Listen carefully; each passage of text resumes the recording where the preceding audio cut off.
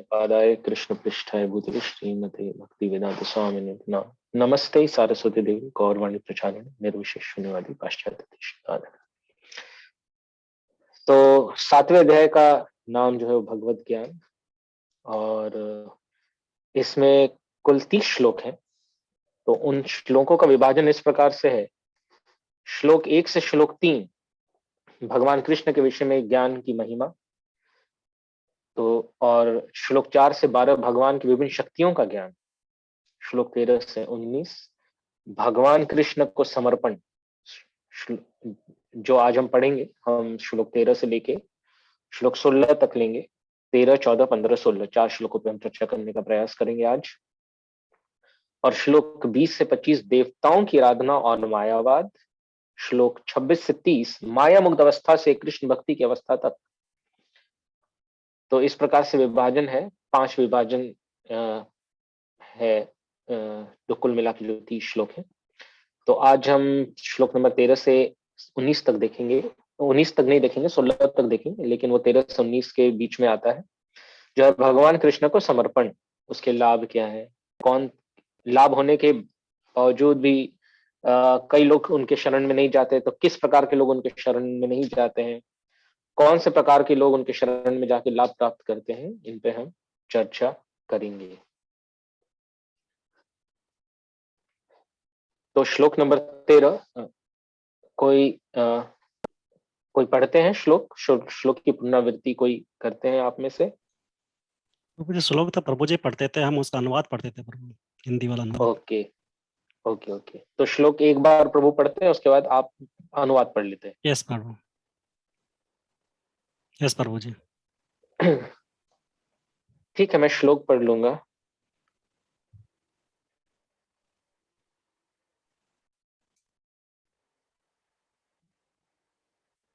त्रिभिर्गुणमैर भावैर्भिः सर्वमिदं जगत् मोहितं नाभिजानाति मामेभ्यः परम अव्ययम्। यस प्रभु, हिंदी पढ़ो। हरे कृष्णा। तीनों गुणों सतो रजो तथा तमो के द्वारा मोहग्रस्त ये सारा संसार मुझ गुणातीत तथा अविनाशी को नहीं जानता। तो ये अनुवाद है जो भगवत गीता यथारूप हिंदी भगवत गीता जो है उससे हमने लिया है। तो श्रील प्रभुपाद ने बहुत सुंदर तात्पर्य दिया है, जैसा कि हमेशा ही वो उनके सारे तात्पर्य सुंदर ही रहते हैं, क्योंकि उनके सारे तात्पर्य में भगवान कृष्ण रहते हैं। जैसे श्रील प्रभुपाद कहते थे कि हर एक पन्नों पर, हर एक शब्द में भगवान कृष्ण को देख सकते हैं भगवत गीता के, अगर हमारी वैसी चेतना है तो। और उस चेतना को विकसित करने में भी श्रील प्रभुपाद ही हमें हमारी सहायता करते हैं। जब हम उनकी पुस्तकों को पढ़ते हैं तो धीरे धीरे हमको हर जगह कृष्ण दिखाई देने लग जाते हैं, हर कुछ कृष्ण से संबंधित दिखाई देने लग जाता है। तो जब हमारे जीवन में श्याम सुंदर कृष्ण रहेंगे और हर कुछ हम श्याम सुंदर कृष्ण से संबंधित होकर देख पाएंगे, तो हमारा जीवन भी सुंदर हो जाएगा, क्योंकि भगवान सुंदर है और भगवान का जहां भी प्राकट्य है या भगवान की जहां भी उपस्थिति है, तो वो स्थान भी, वो परिस्थिति भी और वो व्यक्ति भी सुंदर हो जाता है। तो तात्पर्य को हमने जस्ट एक समरी फॉर्म में थोड़ा लिखा है। भगवान कृष्ण की दिव्य स्थिति को कौन नहीं समझ सकता। इनफैक्ट कोई पढ़ सकते हैं एक एक point. Yes Prabhu ji, I will read. तात्पर्य। भगवान कृष्ण की दिव्य स्थिति को कौन नहीं समझ सकता है, जो तीन गुणों के प्रभाव के कारण भ्रमित है। पहला, सतोगुण का प्रभाव ज्ञानम और सुखम, रजोगुण का प्रभाव संग और तृष्णा, तमोगुण का प्रभाव आलस्य, निद्रा और प्रमाद। तो भगवान कृष्ण की दिव्य स्थिति को कौन नहीं समझ सकता है, वो यहाँ पे बताया श्रील प्रभुपाद ने, जो 3 गुणों के प्रभाव के कारण भ्रमित है। तो जनरली जब हम बात करते हैं तो बद आत्मा और मुक्त आत्मा की बात करते हैं। बद आत्मा मीन्स कंडीशनड सोल, कंडीशनड, जिसका ज्ञान आवृत्त है।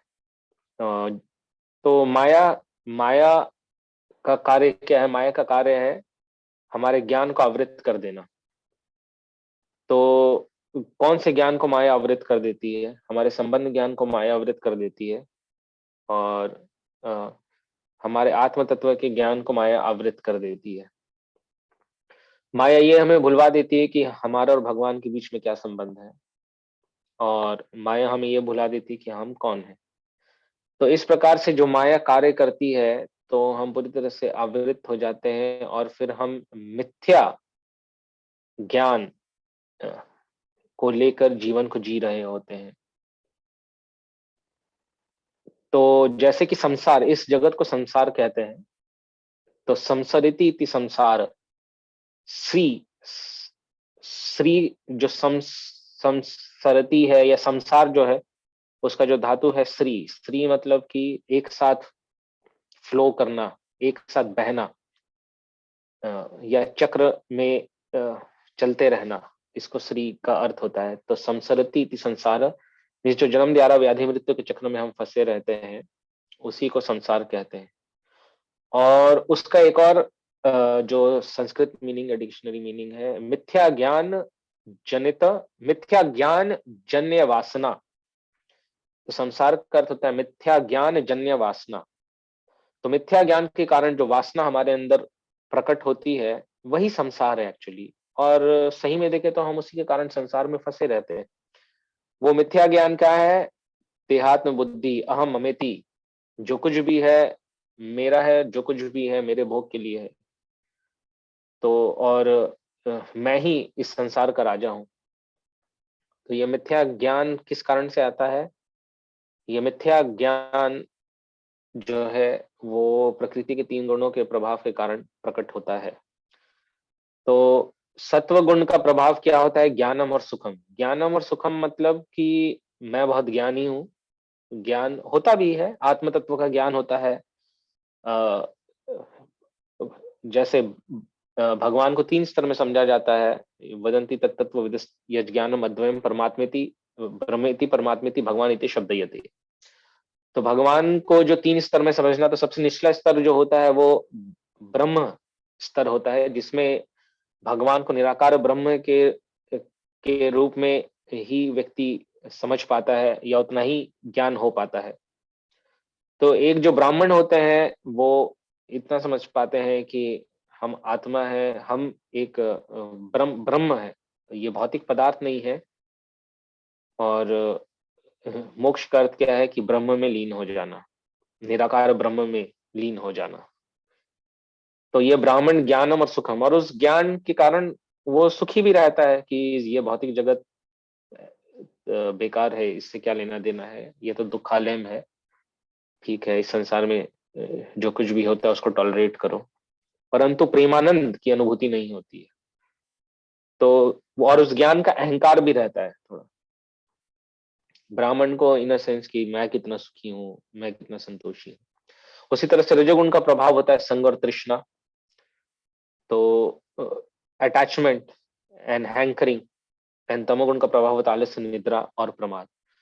तो जो भी है, इन तीनों गुणों के प्रभाव के कारण व्यक्ति जो है वो जो तत्व ज्ञान है, तत्व जो भगवान के विषय में तत्वतः ज्ञान है, उससे वंचित रह जाता है। जो पूर्ण पुरुषोत्तम भगवान के विषय में तत्वतः ज्ञान है, उससे वंचित रह जाता है। क्योंकि जब रजोगुण का प्रभाव रहता है तो काम, क्रोध, लोभ, मत, मत्सर से व्यक्ति काम, लोभ, ये सबसे व्यक्ति ग्रसित रहता है। और जब तमोगुण का प्रभाव होता है तो आलस्य, निद्रा, प्रमाद, क्रोध, ये सबसे व्यक्ति ग्रसित रहता है। तो इन प्रभावों के कारण व्यक्ति अपनी वस्तुतः स्थिति को नहीं समझ पाता, भगवान की स्थिति को नहीं समझ पाता है, और वो भगवान से भी ईर्ष्या करने लग जाता है। जब कोई व्यक्ति कामुक रहता है तो सबसे ईर्ष्या होती है, क्योंकि उसको हर वस्तु अपने लिए चाहिए होती है, और वो भगवान से भी ईर्ष्या करता है, और भगवान को अपने से सुपीरियर नहीं मानता है। तो इस प्रकार 3 गुणों के कारण व्यक्ति भगवान को तत्वतः समझ नहीं पाता, और भ्रमित रहता है, हमेशा ही भ्रमित रहता है। प्रकृति के नेक्स्ट पॉइंट पढ़िए। यस प्रभु। प्रकृति के 3 गुणों से बना शरीर, इंद्रियां तथा इंद्रिय भोग के वस्तु हैं, हमें अपने गुण और क्रम के अनुरूप प्राप्त होती हैं। हाँ, तो हमें जो भी ये भौतिक शरीर प्राप्त हुआ है, जो भी सूक्ष्म शरीर और स्थूल शरीर, सूक्ष्म शरीर और इंद्रिय भोग की वस्तुएं जो हमारे लिए बनी है, तो वो सारे प्रकृति के 3 गुणों से मिलकर बनी हुई है। और हमारे गुण और कर्म के हिसाब से वो के अनुरूप ही हमें प्राप्त होती है। हमारे जो भी डिजायर्स है और हमारी जो भी एक्टिविटीज है, उनके प्रभाव से उन दोनों का उसके ऊपर उसमें योगदान रहता है। जैसा भी शरीर और इंद्रिय हमें प्राप्त हुआ है और जैसी भी परिस्थितियों में हम जन्म लेते हैं, तो उसके अनुसार ही हमें ये प्राप्त होता है। इसलिए जब ये शरीर प्राप्त होता है तो एक पर्टिकुलर जब अगर जानवर का शरीर है, तो अगर सुअर का शरीर है तो सुअर को जो खाने के लिए अच्छा रहता है उसके प्रति वो आकर्षित होता है। मनुष्य का शरीर है और मनुष्य योनि में भी अगर कोई रजोगुण में है, सत्वगुण में है या तमोगुण में, उसके अकॉर्डिंगली उसको इंद्रिय भोग की वस्तुओं के प्रति आकर्षण होता है। तो जो ब्राह्मण होते हैं उनको वेद पठन पाठन यज में के प्रति आकर्षण रहता है, कुछ और ज्ञान प्राप्त पढ़े, उपनिषद पढ़े, तो भक्ति के प्रति न हो लेकिन ज्ञान प्राप्त करने के प्रति रहता है और वो संतोषी होता है। रजोगुणी व्यक्ति जो है उसको रजोगुणी वस्तुओं के प्रति आकर्षण होता है, तमोगुणी है उसके प्रति आकर्षण होता है। लेकिन भगवान के प्रति आकर्षण कब होगा? भगवान के प्रति आकर्षण जब हम गुणातीत हो जाएंगे। जैसे जैसे हम गुणातीत होते जाएंगे वैसे वैसे होगा, क्योंकि न तो सत्वगुण में भगवान के प्रति आकर्षण हो सकता है, न रजोगुण में हो सकता है, न तमोगुण में हो सकता है।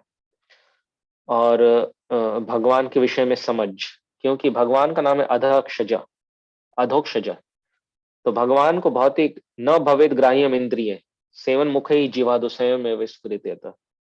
तो अतः श्री कृष्ण नाम आदि न भवेद ग्राह्यम इंद्रिय। तो बताते हैं कि इन भौतिक इंद्रियों से, या जब तक ये इंद्रियां भौतिक गुणों के प्रभाव में है, तब तक भगवान को तत्वतः रियलाइज नहीं किया जा सकता। थ्योरेटिकली हम हो सकता है कुछ सुन सकते हैं, लेकिन रियलाइजेशन, ज्ञान विज्ञान ये दो है। तो ज्ञान होना भगवान की, तो ज्ञान होने का मतलब है थ्योरेटिकल नॉलेज और विज्ञान का मतलब है रियलाइज नॉलेज, आत्म साक्षात्कार हो जाना। और आचार्य ये भी बताते हैं कि ज्ञान का अर्थ है भगवान के ऐश्वर्य का ज्ञान और विज्ञान का अर्थ है भगवान के माधुर्य का आभास। तो जब तक भगवान के माधुर्य का आभास नहीं होगा, तब तक वो हायर टेस्ट नहीं मिलेगा।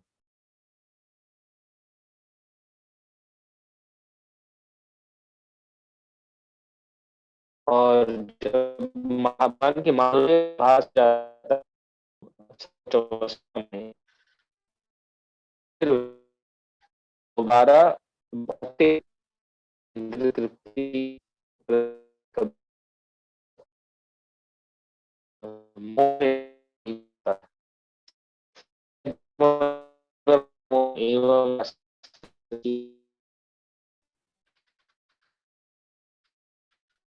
तो जब विज्ञान हो जाता है, आत्म साक्षात्कार हो जाता है, तो व्यक्ति दोबारा में नहीं पढ़ता है। विषय विनिवर्तन्ते निराहारस्य देहिनम रसवर्ज्य निवर्तते। तो विषय विनिवर्तन्ते निराहारस्य देहिनम, विषय विनिवर्तन्ते निराहार, आप भी इंद्रिय भोग के प्रवृत्ति से बाहर नहीं निकल सकता है जब तक उसको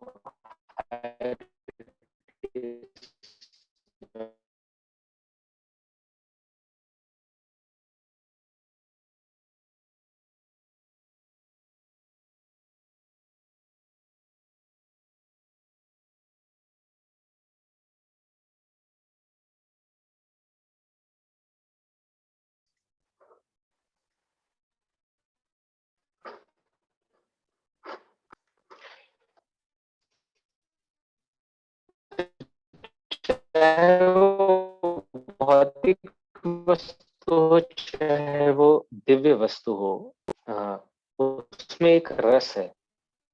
तो हमें समझना हो, जो भौतिक वस्तु में जो रस होता है वो दिव्य रस नहीं होता है। भौतिक वस्तु में जो रस होता है सत्वगुण का रस होता है, रजोगुण का रस होता है। कंडीशनड लाइफ में अगर हम सत्वगुण से कंडीशनड है, अच्छा लग रहा है, अरे वो मुझे बुरा लग रहा है। दूध मुझे बड़ा टेस्टी लग रहा है, शराब मुझे बहुत बेकार लग रहा है। और ड्रग्स मुझे बेकार लग रहा है, अनार का जूस अच्छा लग रहा है। तो जब वो खाने निकलेगा तो वो चॉइस जो करेगा वो इस तरह का चॉइस करेगा। जो रजोगुणी व्यक्ति होगा, नहीं नहीं मुझे तो वो हॉट एंड सार सूप चाहिए। और तमोगुणी व्यक्ति निकलेगा तो अरे मुझे तो शराब चाहिए। तो एक रसास्वादन होता है भौतिक इंद्रियों के माध्यम से, क्योंकि भौतिक इंद्रियों भी गुणों से बनी हुई है और गुणों का प्रभाव उस पर रहता है, तो गुण इंटरेक्शन होके एक टेस्ट डेवलप या जनरेट करता है। सो वैसा, और आगे कहा गया है रसम ये वेदम लब्ध्वानंदी भवति। तो जब अपने जब भगवान के अंदर जो रस है, जो प्रेम रस है, जब उसका आस्वादन होता है, वो जो आदान प्रदान का आस्वादन होता है दिव्य इंद्रियों के माध्यम से, तो उसी को हायर टेस्ट कहते हैं। तो वो आदान प्रदान कैसे पॉसिबल है? वो आदान प्रदान भगवान की मर्सी से ही पॉसिबल है, हमारे किसी मैकेनिकल मेथड से पॉसिबल नहीं। हम सोच रहे हैं कि हम चैंटिंग कर रहे हैं तो बस चैंटिंग करते ही रस आस्वादन होने लगे, जैसे जैसे मुंह में हम जैसे ही जूस लगाते हैं अनार का तो स्वाद आने लग जाता है। ये भगवान कंट्रोल करते हैं कि हमें उस दिव्य रस की अनुभूति होगी या नहीं होगी। तो भगवान भावग्रही हैं और भगवान कंट्रोल करते हैं हमारी भावना को देख के, कि हम भक्ति में किस एटीट्यूड के साथ हम भक्ति को अप्रोच कर रहे हैं। तो इसलिए केवल केवल हम ये सोचें कि हियरिंग करने से, रीडिंग कर लेने से, चैंटिंग कर लेने से हमारा शुद्धिकरण हो जाए और हमें हायर टेस्ट की अनुभूति, केवल कार्य नहीं होना चाहिए। हियरिंग अगर भक्ति में नहीं है तो वो भौतिक कार्य है, रीडिंग अगर भक्ति में नहीं है तो वो भौतिक कार्य है। भक्ति यार, भक्ति में मतलब भक्ति भावना से, भक्ति भावना मतलब समर्पण की भावना से। समर्पण की भावना का अर्थ है कि किसी के गाइडेंस में। तो हमें अगर कोई भी कार्य अगर हम किसी वैष्णव के गाइडेंस में करते हैं तो वो भक्तिमय हो जाता है और वही हमें एक हायर टेस्ट की अनुभूति कराता है। तो अगला पॉइंट।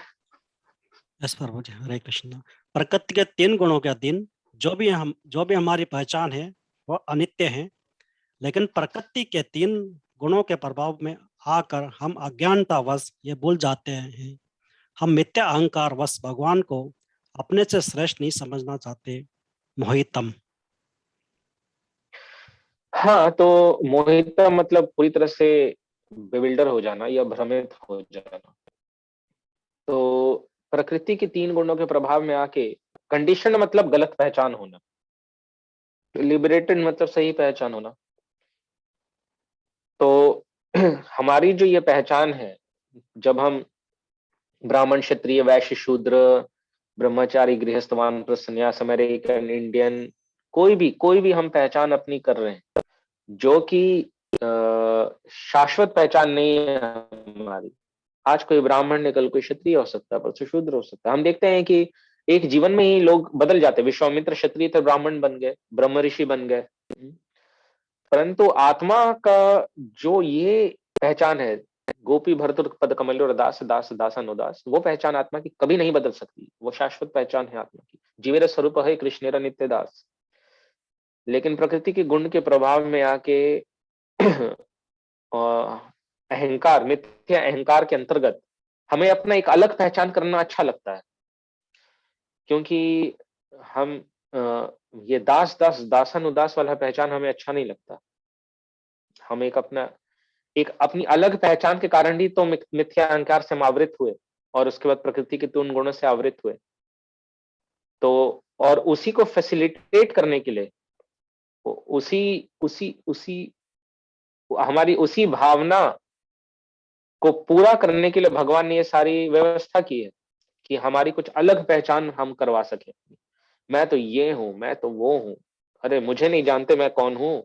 क्या तुम जानते हो मैं कौन हूं?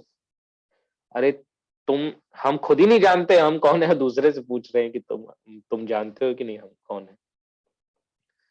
तो फिर अज्ञानतावश फिर अज्ञानतावश हम अपनी असली पहचान भूल जाते हैं और इस कारण से फिर हम किसी को भी अपने से श्रेष्ठ नहीं मानना चाहते और हम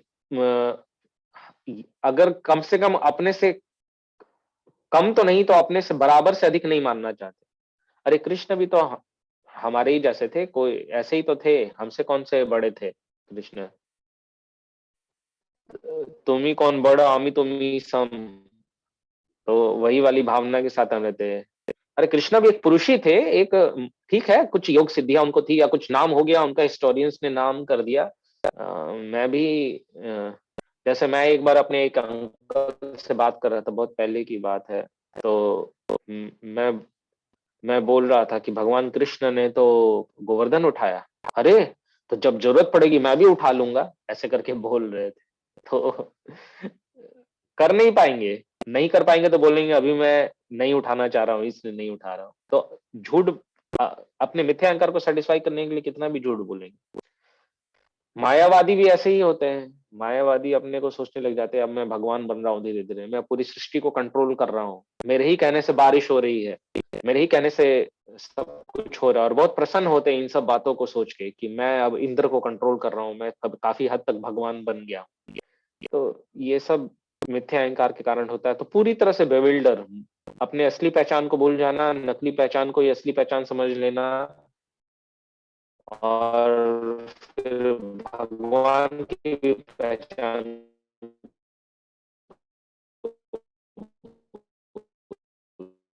लाना। Next point. वैष्णव को छोड़कर कोई भी भगवान को तत्वत नहीं समझ सकता।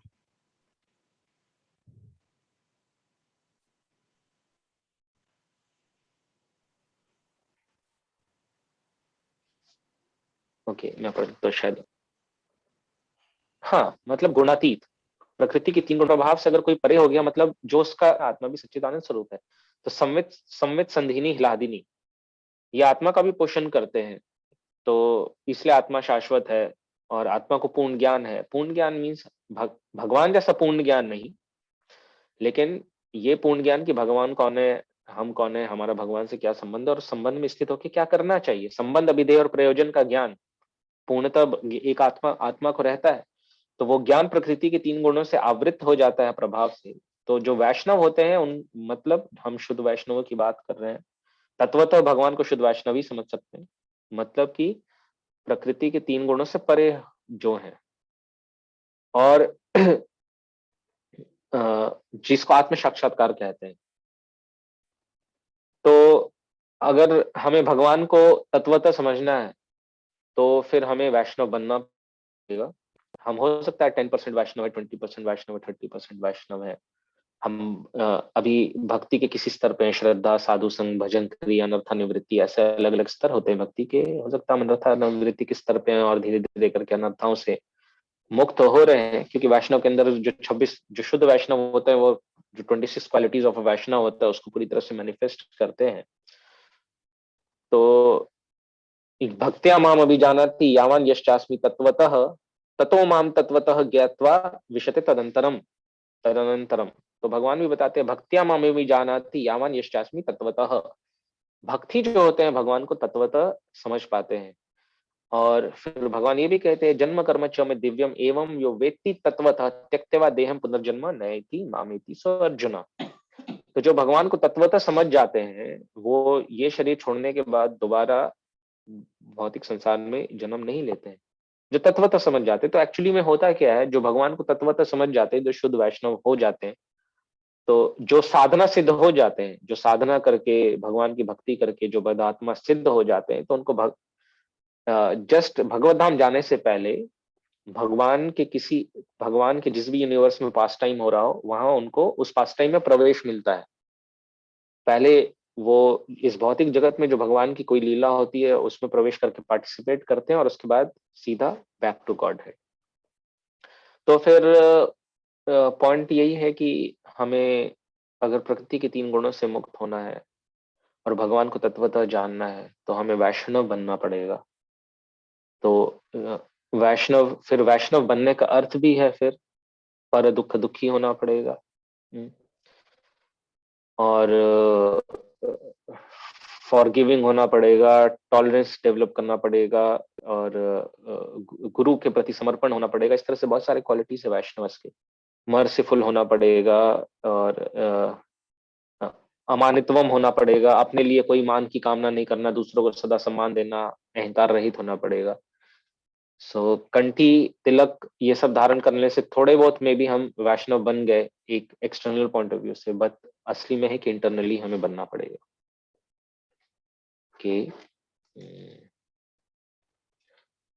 तो अब हम श्लोक 14 पे आते हैं। बहुत ही महत्वपूर्ण श्लोक है, मैं श्लोक को पढ़ता हूँ।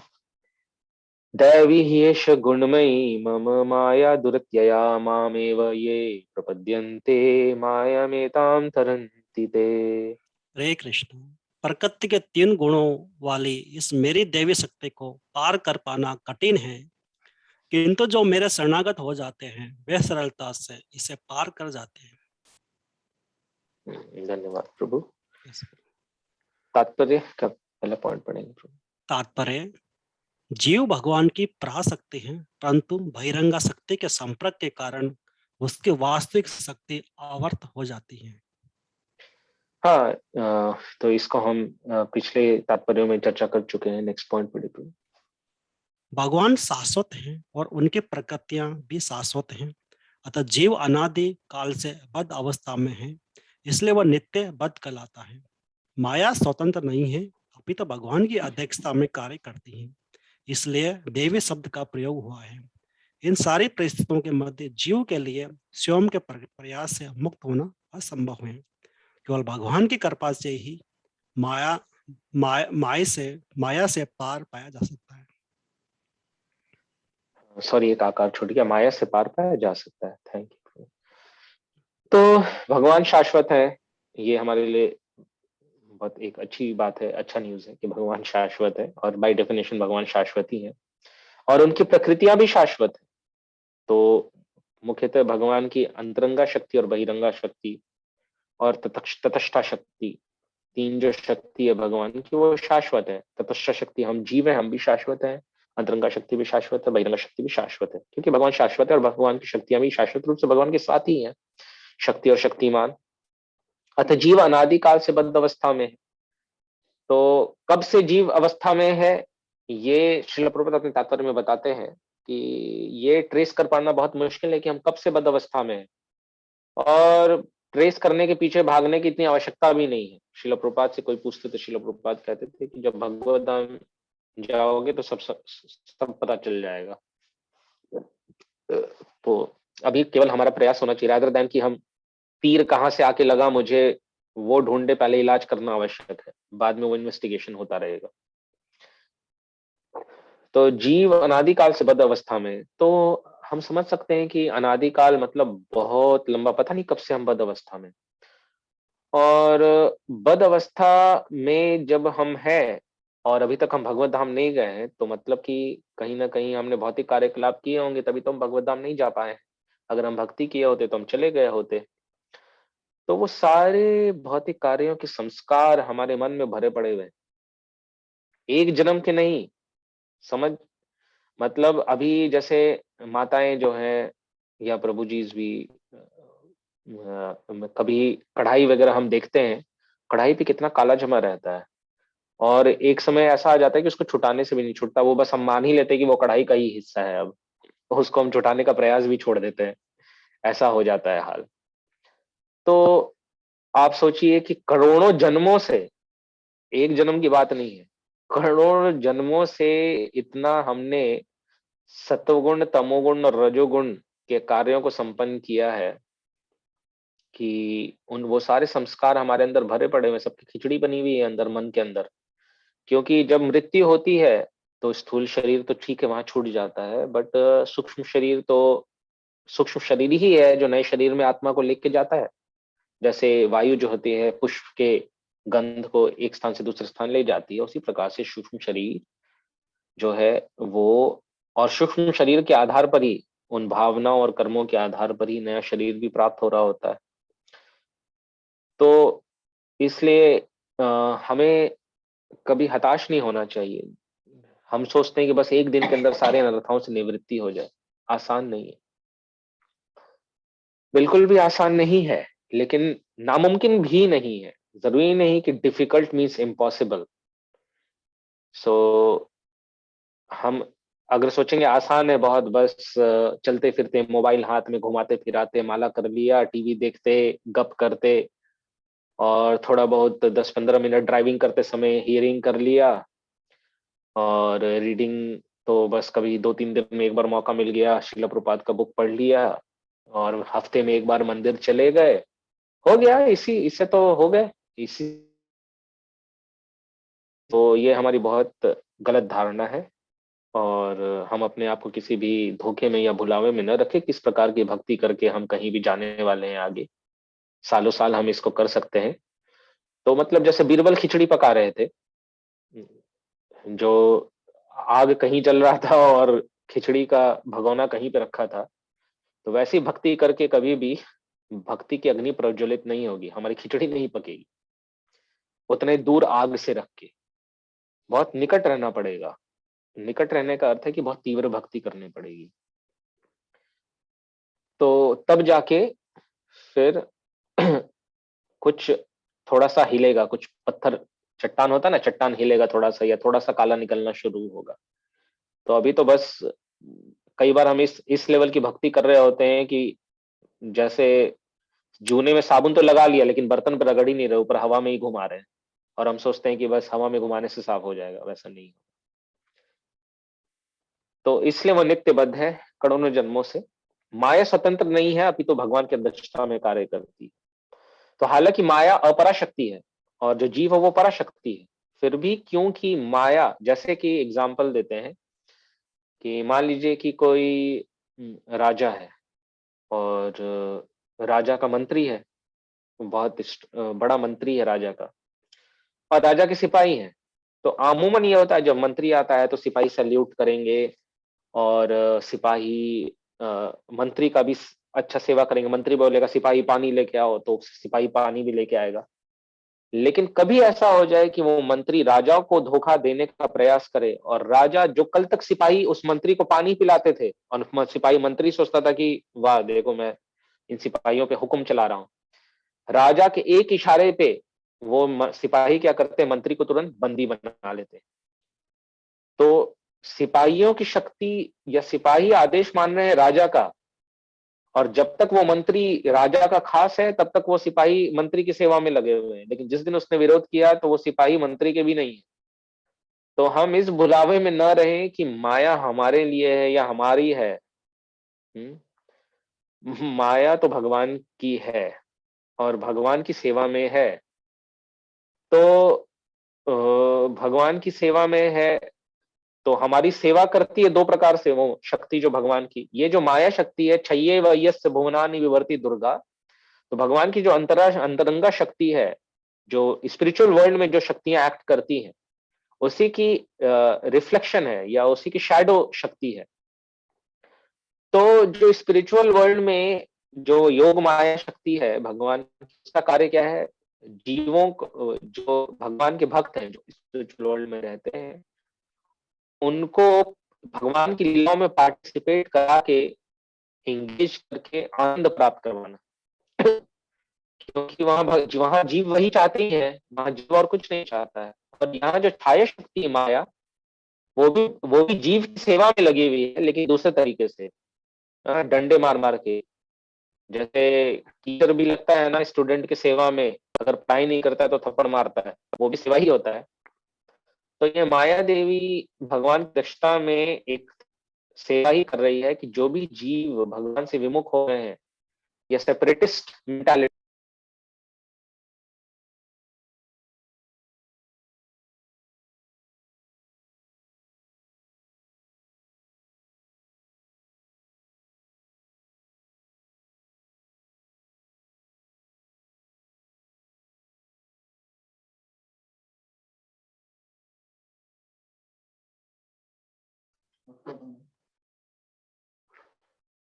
Okay, share screen once again. Hmm. तो माया देवी अ, अपने सेवा बहुत अच्छे से कर रही है। जब तक हम भगवान को समर्पित नहीं होंगे, वो हमें यहीं पे बांध के रखेगी, पकड़ के रखेगी।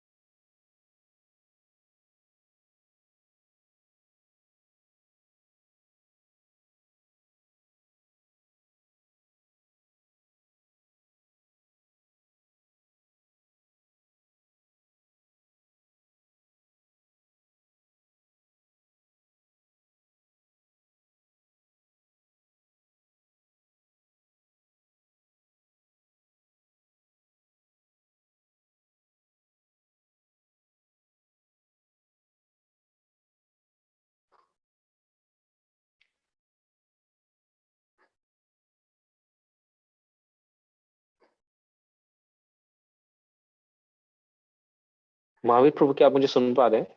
यस प्रभु जी, यस प्रभु जी। हाँ।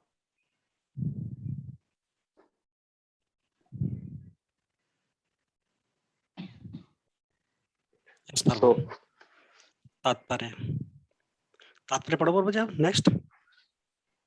हाँ, मतलब वो कंटिन्यूड ही है वो। ठीक है। गुण शब्द का एक और अर्थ है, वो है रस्सी। मायाबद्ध जीव प्रकृति की रस्सी से बंधा है, जिसे वह स्वयं कभी नहीं खोल सकता।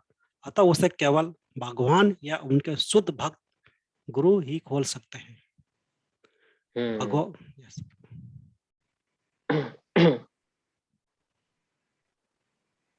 तो गुण शब्द का अर्थ है रस्सी। तो फिर जो हम चर्चा कर रहे थे कि हम तो बंधे हुए हैं, खोल कौन सकते हैं? भगवान खोल सकते हैं या उनके शुद्ध भक्त खोल सकते हैं? तो खोलने का कंडीशन क्या है? खोलने का कंडीशन है कि हम इस बात को डिक्लेयर करें हृदय से, भगवान हृदय में बैठे हैं, और पूरे कन्विक्शन के साथ एक्सेप्ट करें हम कि हमसे बहुत बड़ी गलती हो गई। भगवान, मतलब प्रथम चरण तो यही है, हमसे बहुत बड़ी गलती हो गई कि आपको छोड़ के हम यहाँ पे आपकी बहिरंगा शक्ति का भोग करने के उद्देश्य से हम यहाँ पे आए भौतिक जगत में। अब कुछ नहीं चाहिए, देख लिया सब कुछ करके, कहीं आनंद नहीं है, केवल दुखी दुख है, दुखालयम में इसमें। तो अब मैं आपके शरण में आना चाहता हूँ।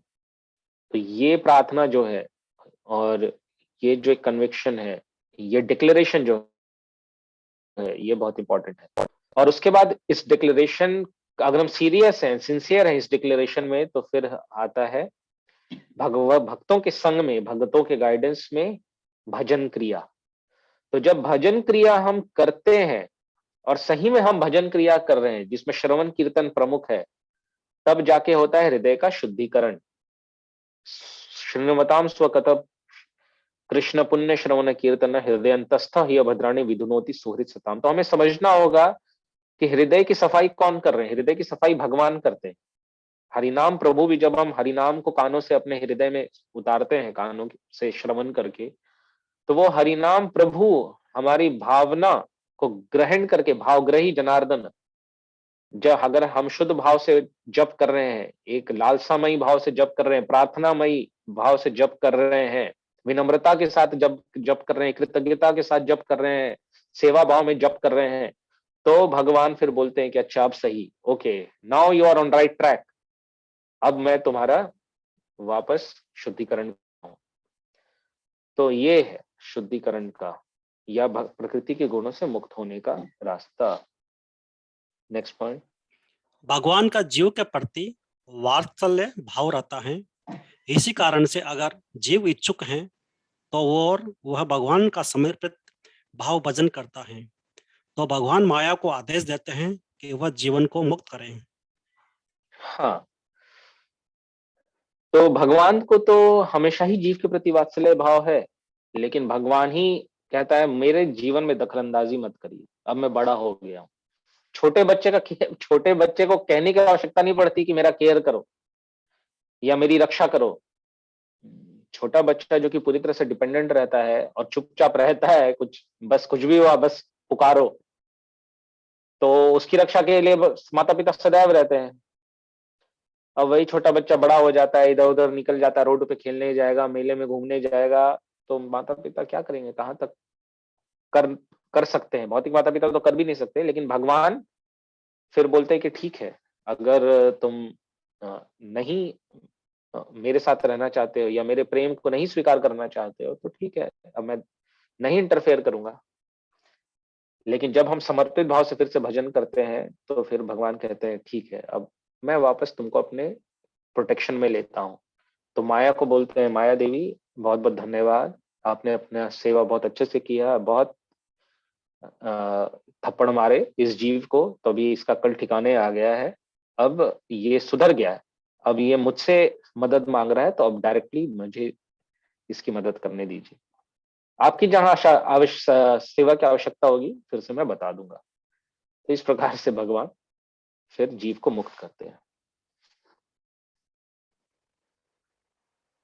हम्म माम एव शब्द बहुत महत्वपूर्ण है। केवल भगवान विष्णु कृष्ण ही जीव को मुक्त कर सकते हैं, न ब्रह्मा और न शिव, क्योंकि वे स्वयं ही माया से प्रभावित हो जाते हैं। तो माँ में वो भगवान डिक्लेयर कर रहे हैं, मानो ऐसा एक आचार्य बताते हैं कि अपने ऊपर ऐसे हाथ रख के, ऐसे अपनी ओर इशारा करके, माँ में वो केवल मेरे शरण में, यतो मत ततो पत नहीं कि जिसके भी शरण में चले जाओ मुक्ति मिल जाएगी। तो जैसे नेक्स्ट पॉइंट में पढ़ेंगे प्रभु, नेक्स्ट पॉइंट। पद्म पुराण में स्वयं भगवान शिव माता पार्वती कहते हैं, मुक्ति प्रदाता सर्वेशाम विष्णु रेव न संशयम, अर्थात इसमें संदेह नहीं कि विष्णु ही सबों के मुक्तिदाता हैं।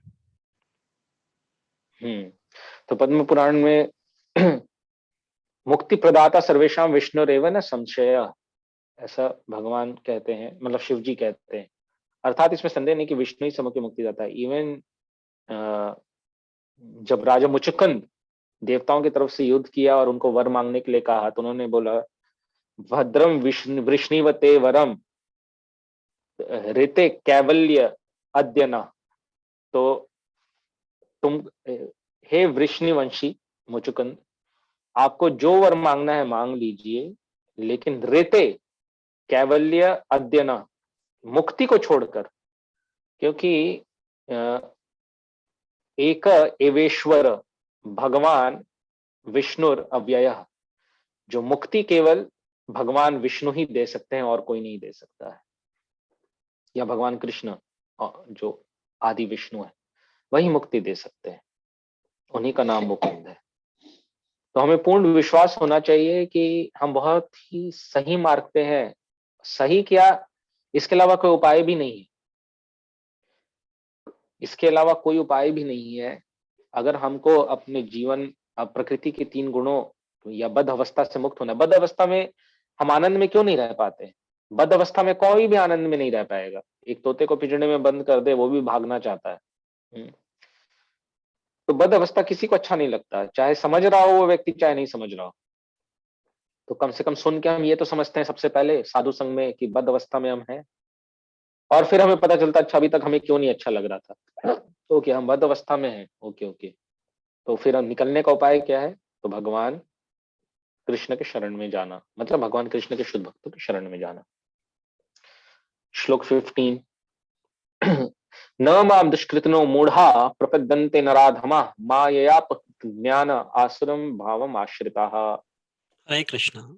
जो निपट मूर्ख हैं, जो मनुष्य में अधम हैं, जिनका ज्ञान माया द्वारा हर लिया गया है, तथा जो असुरों के नास्तिक प्रकृति को धारण करने वाले हैं, ऐसे दुष्ट मेरे शरण ग्रहण नहीं करते। तो ये पहला पॉइंट पढ़िए प्रभु जी। तात्पर्य, अगर भगवान का शरण लेने पर कोई मुक्त हो सकता है, तो यहाँ पर यह प्रश्न उठता है कि फिर विद्वान, दार्शनिक, वैज्ञानिक, व्यापारी, शासक तथा जनता के नेता सर्वशक्तिमान भगवान श्री कृष्ण के चरण कमलों की शरण क्यों नहीं ग्रहण करते?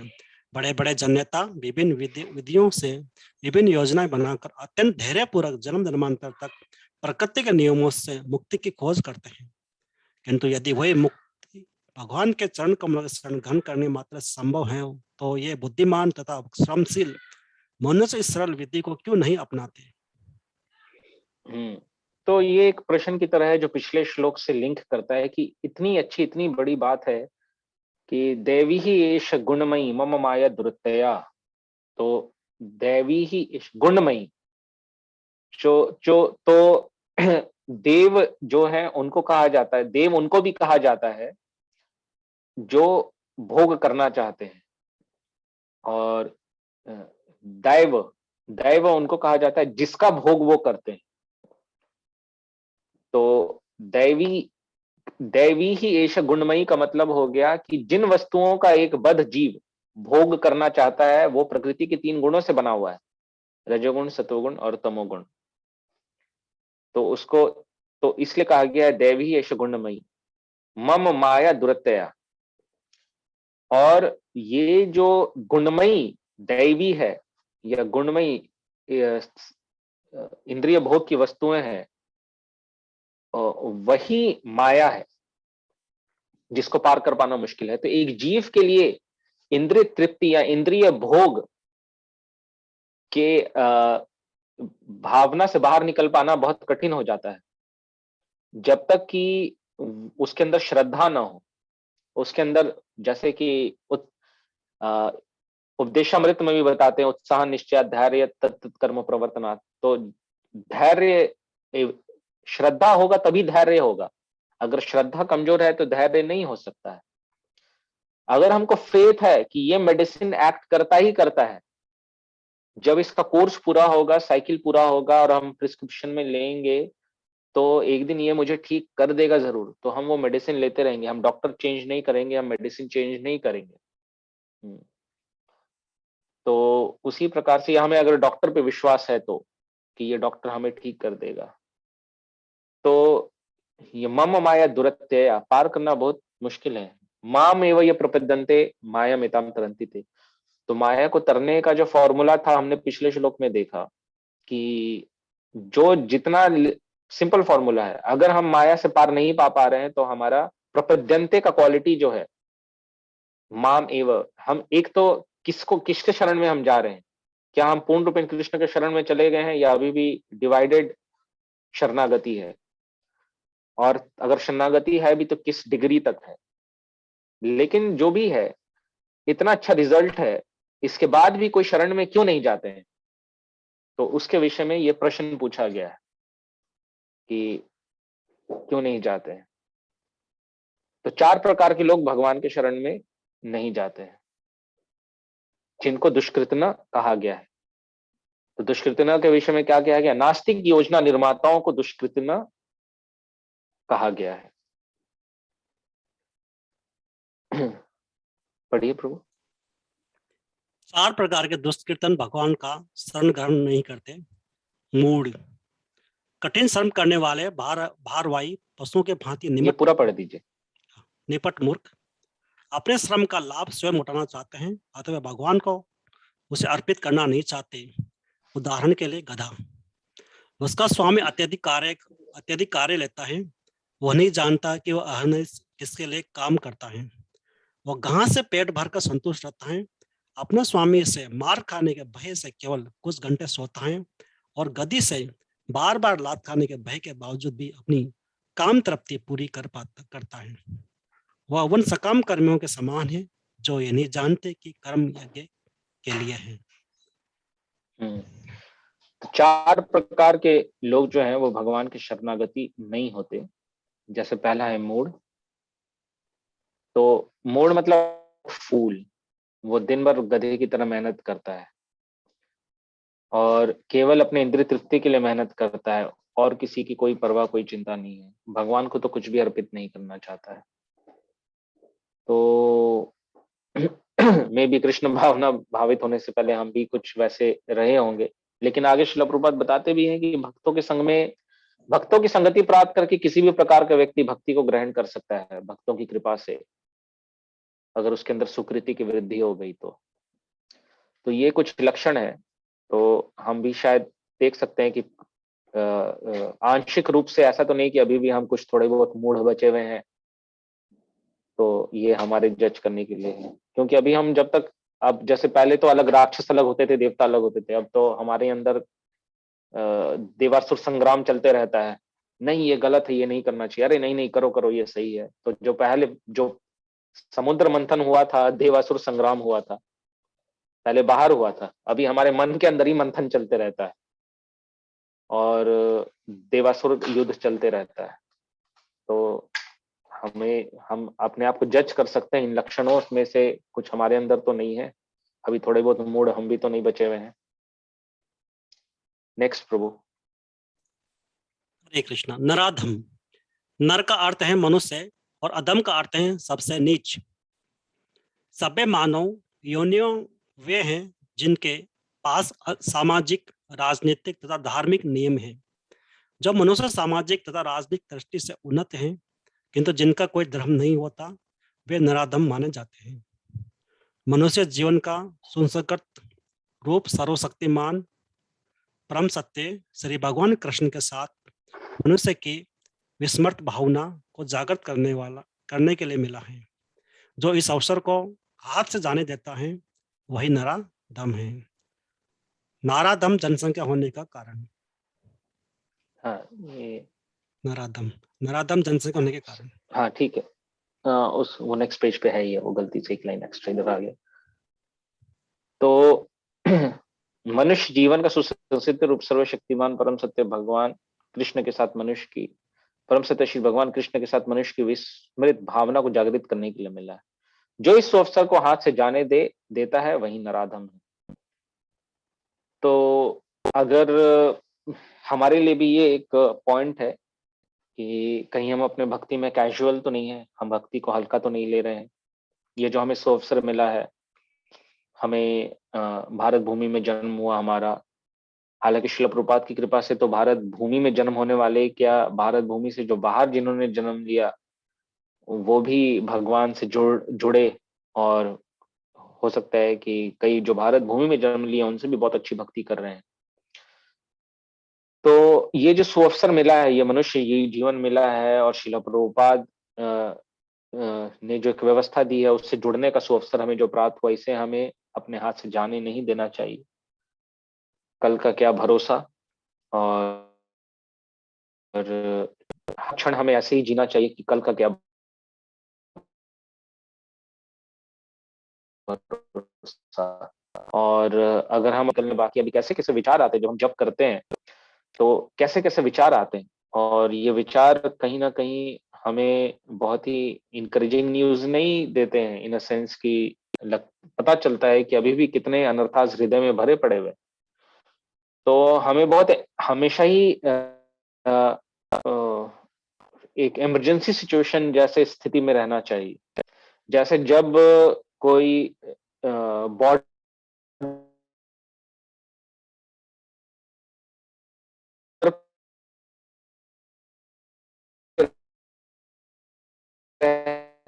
रहे होते हैं तो हमेशा अलर्ट रहते हैं, या बहुत सोते हुए भी नहीं सोते हैं, अलर्ट ही रहते हैं कि कब कौन सा खतरा आ जाए, कौन कुत्ता आ जाए, कौन कोई और पत्थर मार दे, झपट ले, कोई गाड़ी आ जाए। तो हमें भी अपने भक्ति में जीवन में बहुत अलर्ट रहना चाहिए, और हमेशा एक अर्जेंसी की सिचुएशन में रहना चाहिए, क्योंकि जीवन का कुछ पता नहीं है। जीवन कमल जलदल जीवन टलमल, ऐसे आचार्य ने गाया है कि जैसे कमल के पत्ते पे पानी का बूंद का कोई भरोसा नहीं कब गिर जाए, टिकने वाला नहीं है। उसी प्रकार से ये जीवन कभी भी जा सकता है, इसलिए इस अवसर को हाथ से हम न जाने दें। हमारे अंदर का जो नराधम है, थोड़ा बहुत जो बचा हुआ है, उसको भी हमें बहुत जल्दी समाप्त करना है। हाँ पढ़िए प्रभु। नराधम नराधम जनसंख्या होने के कारण। जब बालक माँ के गर्भ में अत्यंत असहाय रहता है तो अपने उद्धार के लिए प्रार्थना करता है और वचन देता है कि गर्भ से बाहर आते ही वह केवल भगवान की पूजा करेगा। किंतु उद्धार के बाद बालक जन्म पीड़ा को और उसी के साथ अपने माया के वशीभूत होकर भगवान को भी भूल जाता है। यह तो बालक के अभिभावकों का कर्तव्य है कि वे उनमें सुप्त दिव्य भावना अमृत को जागृत करें।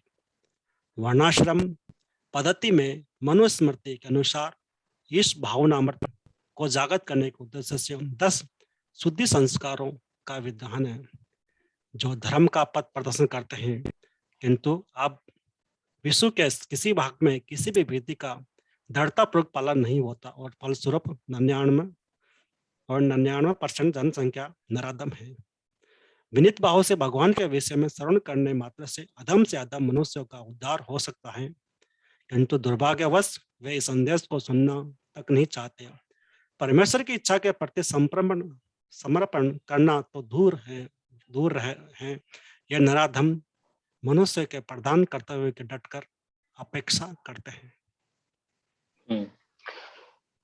तो एज अ पेरेंट शिला प्रभुपाद यहाँ पे बता रहे हैं कि हमारी बहुत जो भी पेरेंट्स हैं, इवन जो गुरु भी हैं, गुरु भी पिता के समान होते हैं, स्पिरिचुअल मास्टर या आध्यात्मिक पिता। तो जो भी जिन्होंने भी माता पिता का रोल लिया है, पिता का रोल लिया है, जैसे भगवान ने भी माता पिता का रोल लिया किया है, वो तो बाय डिफॉल्ट है। तो जगतो धाता पितामह, तो पितामहस्य जगतो धाता पितामह, भगवान भगवत गीता में कहते हैं। तो भगवान को अच्युत किस लिए कहते हैं कि भगवान एक रिस्पॉन्सिबल फादर या रिस्पॉन्सिबल मदर या रिस्पॉन्सिबल प्रपिता होने के रोल से कभी भी विमुख नहीं होते हैं। वो हमेशा ही अपनी रिस्पॉन्सिबिलिटी को फुलफिल करने का प्रयास करते रहते हैं, अपने बच्चों को सही रास्ते पे लेके आना। अपनी तरफ से वो पूरा फैसिलिटी प्रोवाइड करते हैं, पूरा प्रयास करते हैं, और फिर जीव की इच्छा है, यथा इच्छसि तथा कुरु। तो उसी प्रकार से जो भी माता पिता इस संसार में है, जो इस जीवन में किसी आत्मा के माता पिता बने, उनका ये परम कर्तव्य है। गुरु न सस्यात्, स्वजनो न सस्यात्, पिता न सस्यात्, जननी न सस्यात्। तो ऐसा भागवतम में बताया गया है कि न मोचयेत समुपेत मृत्युम, दैवम न तत्स्यान न च पतिश्च सयान।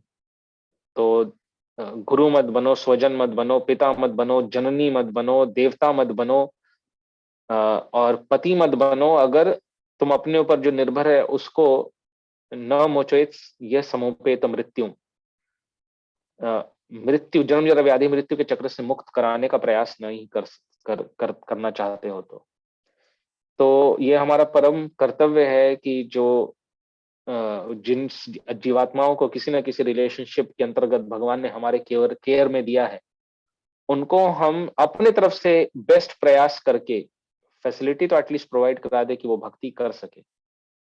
और अगर वो नहीं करते आगे तो फिर उनकी इच्छा है, परंतु अगर हम ही हाथ में मोबाइल फोन दे देंगे, बिल्लो बेटा गेम खेलो, और हम ही ध्यान नहीं देंगे, और हम एक ऐसे एजुकेशन सिस्टम में उनको डाल के रखेंगे जहां केवल उक्ता पुराण पढ़ाया जा रहा है। इस्कॉन में कई गुरुकुल अभी ओपन हो चुके हैं, किसी भी गुरुकुल में डाल सकते हैं अपने बच्चों को जो भक्त होते हैं, पेरेंट्स होते हैं। लेकिन अगर अभी भी हम आसक्त हैं कि सोशल इमेज के लिए डीपीएस में डालेंगे, डेमोनियक पब्लिक स्कूल में डालेंगे, तो these are some choices which we can make actually. वो हमारे ऊपर है, फिर हम जैसा करेंगे वैसा भरेंगे, ये तो प्रकृति का नियम है।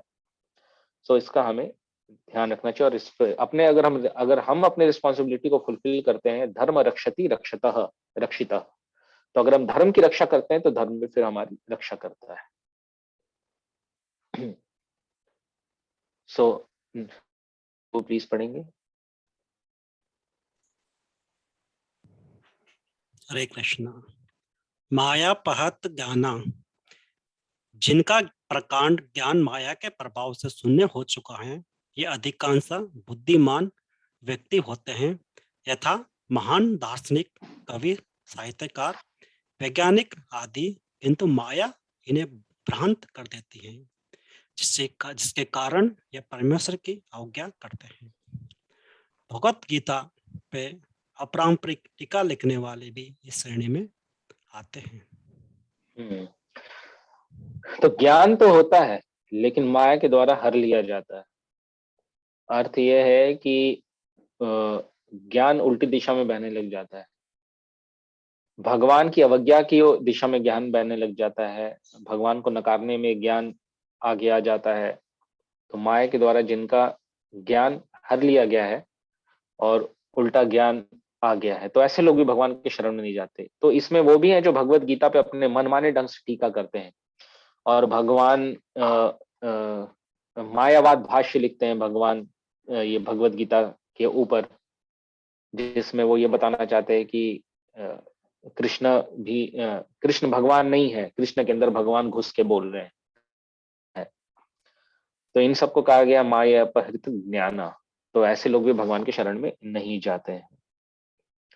तो हमें भी कई बार हम पुस्तकें पढ़ लेते हैं, श्रील प्रभुपाद के बुक्स भी पढ़ लिया, भगवत गीता पढ़ लिया, भागवतम पढ़ लिया, लेकिन उन जो हमें ज्ञान अर्जित हो जाता है या सिद्धांत में हम पारंगत हो जाते, उन सिद्धांत के बलबूते पे हम गुरु की अवज्ञा करते हैं, भक्तों के निर्देशों की अवज्ञा करना शुरू कर देते हैं कि मैं तो बहुत बड़ा ज्ञानी, मेरे से कौन ज्यादा जानता है।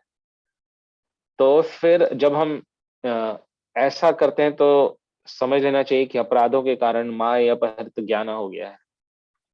क्योंकि सारा ज्ञान का सार है, तो सारा ज्ञान का सार है भगवान के चरण कमलों का शरण ग्रहण करना, या भगवान के शुद्ध भक्तों के चरण कमलों का शरण ग्रहण करना।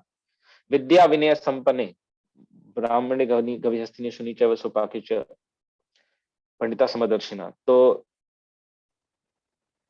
विद्या ददाति विनयम, तो विद्या अगर सही में हम विद्या अर्जन हुआ है तो हम विनम्र होंगे, हमारे अंदर समर्पण की भावना आएगी। तो हम में भी इस बात से सावधान रहना चाहिए कि ऐसा तो नहीं कहीं कि हमने थोड़ा भगवत गीता पढ़ लिया, थोड़ा भागवतम पढ़ लिया, थोड़ा लेक्चर वेक्चर सुन लिया, तो उसके बाद हमने भक्तों का सम्मान करना छोड़ दिया, अपने आप को बहुत हम महान समझने लगे और अवज्ञा शुरू कर दिया। तो अगर इस प्रकार से होगा तो हम दुष्कृतज्ञ के कैटेगरी में आएंगे।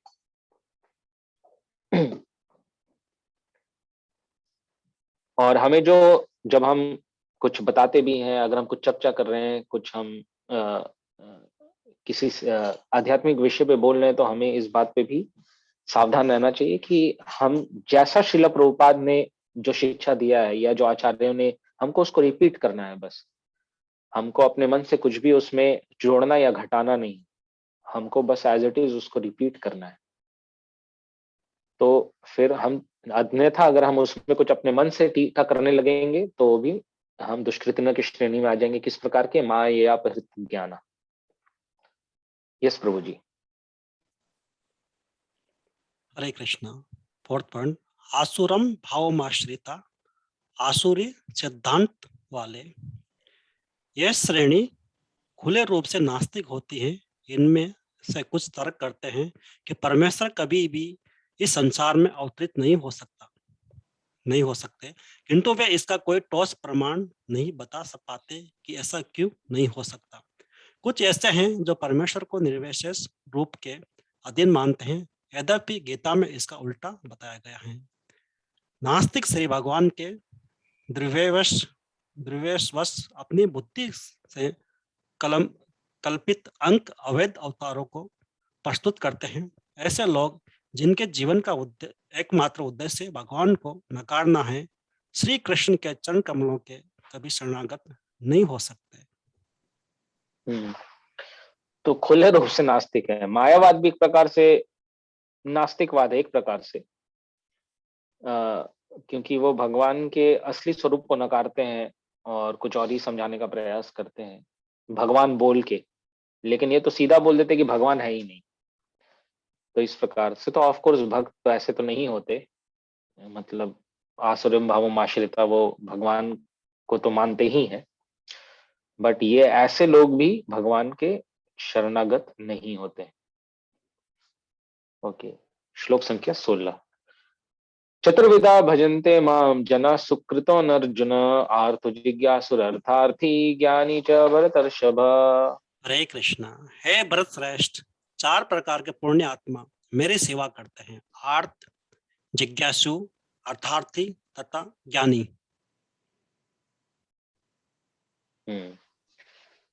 तो कोई एग्जाम्पल दे सकते हैं आप लोग में से कोई कि ऐसे भक्तों का उदाहरण जो इन श्रेणी में आते थे? आर्त क्या होते हैं? एक बार हम हम्म, हम्म, तो इन लोगों की चार श्रेणियां हैं। वे जो पीड़ित हैं, वे जिन्हें धन की आवश्यकता है, वे जिन्हें जिज्ञासा, और वे जिन्हें परम सत्य का ज्ञान है। तो पीड़ित, कोई ऐसा उदाहरण आप दे सकते हैं कि जो शास्त्रों से कि पीड़ित रहे और वो भगवान के शरणागति हुए? आपने कुछ सुना हो? अपना हैंड रेज कर सकता है कोई भी, अनम्यूट कर दूंगा मैं उसको।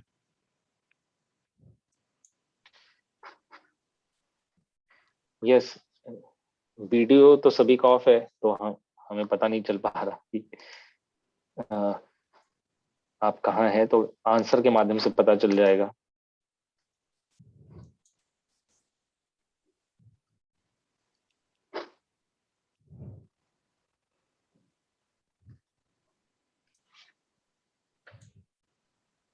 कोई भी ट्राई कर सकते हैं।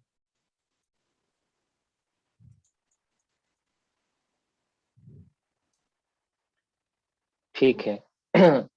तो मैं बताता हूँ। गजेंद्र, गजेंद्र हाथी, जब मगरमच्छ ने पकड़ लिया उनको और त्रिकुट पर्वत के पास उनका पूरा क्रीड़ा स्थल था, तो जब मगरमच्छ ने पकड़ लिया तो उन्होंने भगवान को याद किया पीड़ित अवस्था में, और भगवान ने उनकी रक्षा की। धन की आवश्यकता, ये तो बहुत फेमस नाम है, कोई भी बता सकते हैं जो धन की आवश्यकता से भगवान के पास गए। और मुझे अपना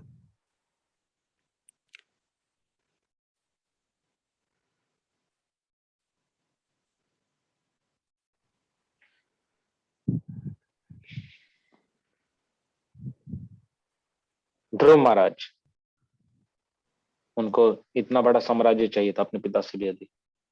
जिज्ञासा, जो शौनक आदि ऋषि जो भागवतम सुनने के लिए बैठे थे, वो जिज्ञासा के वश, और जिन्हें परम सत्य का ज्ञान है, सुखदेव गोस्वामी। तो ये 4 उदाहरण हैं। तो ऐसे लोग हैं जो शास्त्रीय विधि विधानों का दृढ़ता से पालन करते हैं। ये वो लोग हैं जो शास्त्रीय विधि विधानों, नैतिक तथा सामाजिक नियमों को मानते हैं और परमेश्वर के प्रति न्यूनाधिक भक्ति करते हैं। इन 4 श्रेणी तो हमने पढ़ दिया। अब शुद्ध भक्ति के विषय में कहते हैं श्रील प्रभुपाद अपने तात्पर्य में कि शुद्ध भक्ति निष्काम होती है, उसमें किसी लाभ की आकांक्षा नहीं रहती। भक्ति रसामृत सिंधु में बताते हैं शुद्ध भक्ति की परिभाषा, अन्याभिलाषिता शून्यम ज्ञान कर्माद्यवनावृतम अनुकूल्येन कृष्णानुशीलनम भक्तिरुत्तमा।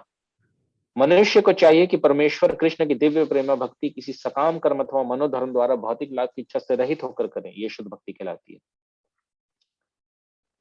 तो भक्ति का कई स्तर है, केवल भक्ति, गुणीभूत भक्ति और प्रधानीभूत भक्ति और गुणीभूत भक्ति। तो केवल भक्ति हो गया कि केवल और केवल भगवान की प्रसन्नता के लिए भक्ति कर रहे हैं, और गुणीभूत भक्ति हो गया कि भक्ति तो कर रहे हैं लेकिन उसमें कर्म, ज्ञान और योग वगैरह का मिश्रण है। और प्रधानीभूत भक्ति हो गया कि, लेकिन जो गुणीभूत भक्ति होता है उसमें भक्ति की प्रधानता रहती है, उसमें मिश्रण रहता है।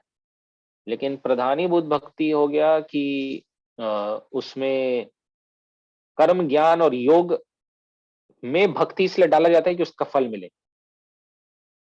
और गुणीभूत भक्ति में यह है कि भक्ति के अंदर थोड़ा कर्म दिखाई देता है, कर्ता व्यक्ति भक्ति ही है लेकिन कर्म का मिश्रण हो जाता है, कर्म मिश्र भक्ति, योग मिश्र भक्ति, ज्ञान मिश्र भक्ति। लेकिन जो प्रधानीभूत भक्ति है उसमें योग, ज्ञान या कर्म की प्रधानता रहती है, भक्ति का मिश्रण थोड़ा बहुत इसलिए डाल देते हैं कि जिससे कि उसका फल मिले, लेकिन उसमें भुक्ति या मुक्ति ही चाहिए होता है। तो इस प्रकार से है। तो ये यहाँ पे जो है वो उत्तम भक्ति या केवल भक्ति, अनन्य भक्ति या किंचन भक्ति की यहाँ पे बात की गई है। अन्य अभिलाषा, अभिलाषिता शून्य, तो अन्य कोई अभिलाषा नहीं होना, केवल भगवान की प्रसन्नता के लिए कार्य करने की अभिलाषा होना। तो ये कब संभव है? जब ज्ञान, कर्म आदि से अनावृत भक्ति करेंगे। ज्ञान मतलब कि भक्ति तो कर रहे हैं लेकिन थोड़ा इधर से भी पढ़ लो, उधर से भी पढ़ लो, थोड़ा ये भी जान लो, वो भी जान लो। कर्म, भक्ति कर रहे हैं लेकिन कर्म में पूर्ण समर्पण नहीं है। गुरु स्वीकार भी कर लिया, दीक्षा भी हो गया या शिक्षा गुरु भी है, लेकिन अपने मन का कार्य कर रहे हैं। तो इस प्रकार से आवृत हो जाता है, फिर वो भक्ति शुद्ध भक्ति नहीं कहलाता है। यस प्रभु, पढ़िएगा प्लीज। तात्पर्य, जब ये 4 प्रकार के लोग परमेश्वर के पास भक्ति के लिए आते हैं और शुद्ध भक्त की संगति से पूर्णता शुद्ध हो जाते हैं, तो ये भी शुद्ध भक्त हो जाते हैं। जहां तक दुष्टों, दुष्कृतियों का प्रश्न है, उनके लिए भक्ति दुर्गम है, क्योंकि उनका जीवन स्वार्थपूर्ण, अनियमित तथा निरुद्देश्य होता है। किंतु इनमें से भी कुछ लोग शुद्ध भक्त के संपर्क में आने पर शुद्ध भक्त बन जाते हैं। जब आर्थ, जिज्ञासु, ज्ञानी तथा धन की इच्छा रखने वाले समस्त भौतिक इच्छाओं से मुक्त हो जाते हैं, और जब वे ये बड़ी बातें समझ सकते हैं, भौतिक आसक्ति से आध्यात्मिक उन्नति का कोई सरोकार नहीं है, तो वे शुद्ध भक्त बन जाते हैं। जब तक ऐसी शुद्ध अवस्था प्राप्त नहीं हो लेती, तब तक भगवान के दिव्य सेवाओं में लगे भक्त सकाम कर्मों में या संसारी ज्ञान की खोज में अनुरक्त रहते हैं। अतः शुद्ध भक्ति की अवस्था तक पहुंचने के लिए मनुष्य को इन सबों को लांघना होता है। तो शुद्ध भक्त की संगति बहुत महत्वपूर्ण है। तो हम भी जो भक्ति में आए तो इन 4 शरीरों में से किसी में रहे होंगे, आर्त, जिज्ञासु, अर्थार्थी, ज्ञानी। परंतु शिला प्रभुपाद जैसे शुद्ध भक्त का अगर हम संग करेंगे, तीव्र संग करेंगे, वाणी संग, वपु संग अभी तो संभव नहीं है फिलहाल, परंतु वाणी संग अवश्य कर सकते हैं, जो कि वपु संग से भी ज्यादा अधिक महत्वपूर्ण है और गहरा संबंध है वो। मतलब कि जो शिला प्रभुपाद की जो शिक्षाएं हैं उनको अपने जीवन में अगर हम उतारेंगे तो निश्चित रूप से हम किसी भी अवस्था में भक्ति में आए हों, हम पूर्ण रूप से शुद्ध हो जाएंगे और शुद्ध भक्त बन जाएंगे। तो और जब तक ऐसी शुद्ध अवस्था नहीं बनी रहती है तो सकाम कर्म या जो अभी हम बोल रहे थे, कर्म मिश्र भक्त और ज्ञान मिश्र भक्त संसारी ज्ञान की खोज में अनुरक्त रहते हैं। तो अभी हो सकता है हम उस अवस्था में हो, तो लेकिन शुद्ध भक्त बनने के लिए इन सब अवस्थाओं को लांघना पड़ेगा। कर्म मिश्र, ज्ञान मिश्र, योग मिश्र, इन सबसे ऊपर उठना पड़ेगा, ग्रेजुअली एलिवेट अपने आप को करना पड़ेगा। और वो कैसे संभव है? वो संभव है शुद्ध भक्तों के संगति में, शुद्ध भक्तों के गाइडेंस में, भक्ति में जो प्रक्रिया है उसको संपन्न करने से। तो यहाँ पे आज हम विराम देते हैं अपने इस चर्चा को, जो 16वें श्लोक तक हमने अभी किया। तो उसका टोटल जो भी हमने अभी समराइज, जो भी हमने चर्चा किया, उसका समरी ये है कि अभी जो बद्ध जीवात्मा है वो अनादिकाल से प्रकृति के 3 गुणों के अधीन है। प्रकृति के 3 गुण यानी गुण रूपी रस्सी से बंधा हुआ है और इस बंधन के प्रभाव में वो असत, अचित और निरानंद जीवन की अनुभूति कर रहा है। जब तक वो इन प्रकृति के गुणों के प्रभाव से मुक्त नहीं होगा या रस्सियों से मुक्त नहीं होगा, तब तक वो परम आनंद, सच्चिदानंद जीवन की अनुभूति नहीं कर सकता है।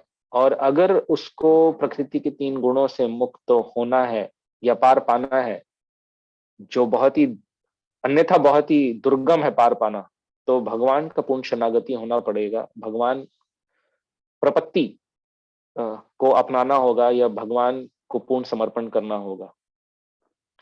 और भगवान को पूर्ण समर्पण जो जिस डिग्री तक करते हैं वो उतना ही प्रकृति के 3 गुणों के प्रभाव से मुक्त होते हैं। भगवान को पूर्ण समर्पण करने का अर्थ है भगवान के जो शुद्ध भक्त हैं उनके शरणागत, उनका वर्ण करना अपने जीवन में और उनके निर्देश के अनुसार जीवन को जीना। और अभी हम किसी न किसी कारण से हम भक्ति में आए, आर्त होंगे, जिज्ञासु होंगे, अर्थार्थी होंगे या ज्ञानी होंगे, लेकिन अब आने के बाद हमारी जो भक्ति में प्रगति है वो इस बात पर निर्भर करेगी कि हम शुद्ध भक्त का संग कितना कर रहे हैं। और हमें इसलिए भी इसमें भी सावधान रहना पड़ेगा कि जो दुष्कृतनों के लक्षण है, जो 4 प्रकार के दुष्कृतन जो भगवान को समर्पण नहीं करते हैं, प्रपद्यन्ते न माम दुष्कृतनो मूढ़ा प्रपद्यन्ते न राधा ममाय प्रहित ज्ञान आसुरीं भावमाश्रित। तो मामेव ये प्रपद्यन्ते माम माया मेतां तरन्ति ते, और उधर कह रहे हैं न माम दुष्कृतनो मूढ़ा प्रपद्यन्ते। तो अगर हमारे भी समर्पण में कुछ कमी आ रही है तो कुछ देखना होगा कि कुछ दुष्कृतनों वाला अंश हमारे अंदर भी तो नहीं है। अगर होगा तो सावधान होकर उसको बाहर निकाल के हमें फेंकना होगा, भक्तों से डिस्कस करना होगा, अपने अनर्था को रिवील करना होगा ऑनेस्टली, कॉन्फिडेंस में। अपने जो हमारे काउंसलर हैं, जो हमारे मेंटर हैं, जो गाइड हैं, उनके साथ हमें हमेशा डिस्कस करते रहना चाहिए अपने हृदय की अवस्था को, अपने विचारों को, जिससे कि हमारे बीमारी को पहचाना जा सके और उसका उपाय बताया जा सके। हरे कृष्णा। तो किसी का कोई प्रश्न, कमेंट कुछ है तो वो पूछ सकते हैं, या कुछ अपनी तरफ से ऐड करना चाहें, शेयर करना चाहें तो कर सकते हैं। हरे कृष्णा, आप अपना हैंड रेज कर सकते हैं।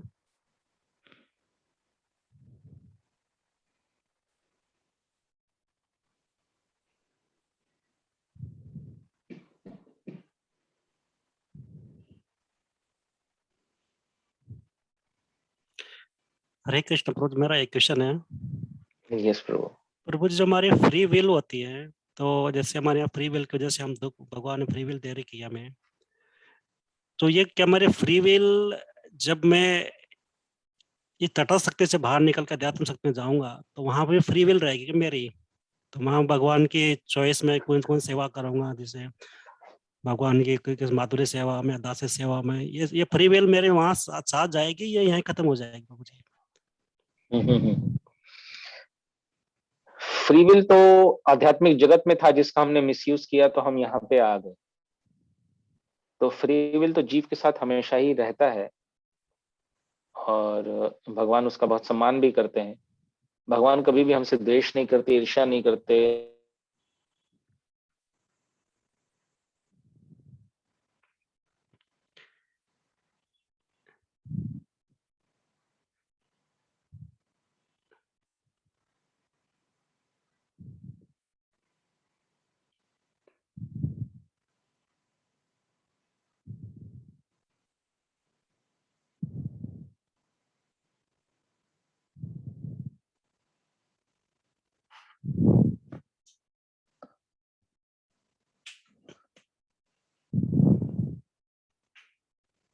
सॉरी। तो फ्री विल वहां पर भी रहेगा, लेकिन जब एक बार दूध का जला छाछ भी फूक फूक के पीता है, तो इस बार हम अपने फ्री विल का मिसयूज नहीं करेंगे। वहां पे भगवान पूछेंगे भी कि और जाना है दोबारा, तो हम बोलेंगे नहीं नहीं नहीं नहीं, माफ करो भैया, नहीं जाना नहीं जाना। लेकिन प्रभु जी, तो इसी जब भगवान बोलते भगवत गीता में, तो मेरे एक बार एक्चुअली हम कुछ इच्छाओं से हम धाम से आए हैं कि हम यहाँ तटा सकते फंसे हुए हैं। तो भगवान भगवत गीता में तो मेरे एक बार धाम में आ जाता है, वो कभी वापस नहीं जाता, लौटता नहीं है। तो हम ऑलरेडी यहाँ फंसे हुए हैं, ऑलरेडी बदावस्था में, या फिर हम धाम से आए हैं कुछ गलती करने के कारण, कोई इच्छा होगा हमारी, कोई वहां से धाम से आए हैं, या हम धाम में थे ही नहीं पहले।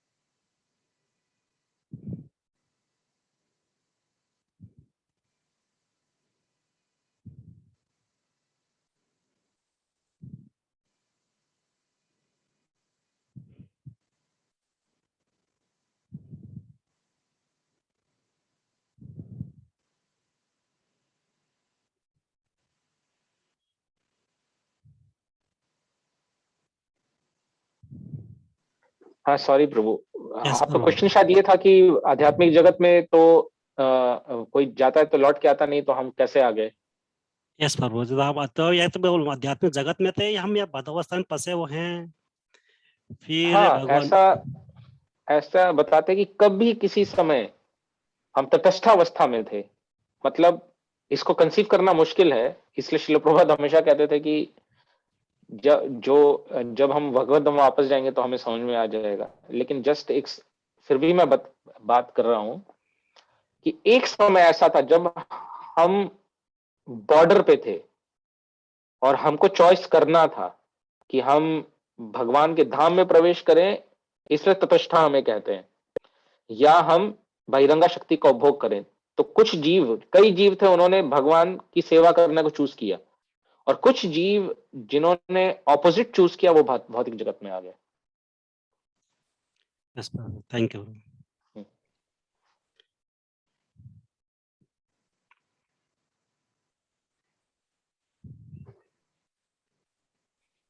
यस प्रभु जी, किसी का नियतम एंड करते प्रभु जी, आपका तीन तीन बार हरि बोल के, हरि बोल, हरि बोल। बहुत बहुत धन्यवाद प्रभु जी, अपने इतना बहुत वैल्यूबल बहुत टाइम धन्यवाद। टाइम निकाल के हमें सेवा।